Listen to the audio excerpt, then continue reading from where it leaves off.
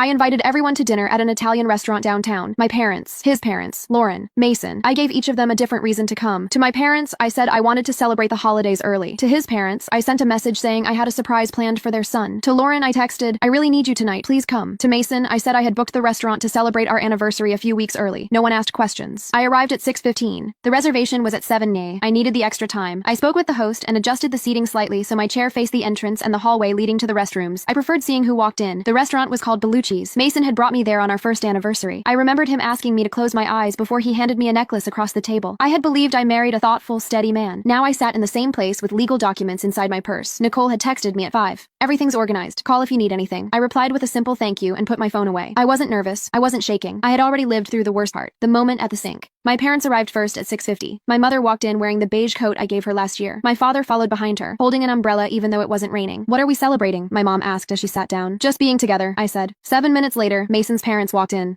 Mrs. Hahn scanned the room before smiling. Mr. Hahn stayed close beside her. When I poured water into her glass, she looked directly at me. I held her gaze. She looked away first. Lauren arrived at 7:05. She wore a dark green dress that made her pregnancy obvious now. The gold earrings I had given her for her birthday caught the light when she hugged me. How are you? She whispered. Good, I said. Sit next to me. Mrs. Hand's expression tightened for a fraction of a second. Lauren didn't notice. Mason walked in last at 7:12, adjusting his jacket like he always did when he was late. He spotted me across the room and smiled. That smile used to calm me. He greeted everyone and sat to my left. Traffic was awful, he said. He placed his hand over mine on the table. I let it stay there. The waiter came to take our orders. Small talk filled the table while we waited for the food. December weather, Christmas plans. My dad telling a story about a neighbor's tree falling into the sidewalk. Everyone laughed. Mason looked relaxed, leaning back in his chair, talking about an update his team had launched that week. He had no idea. For 3 weeks, he hadn't suspected anything.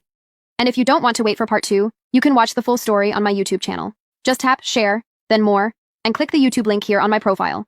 Or search for the channel Cooper Reddit on YouTube.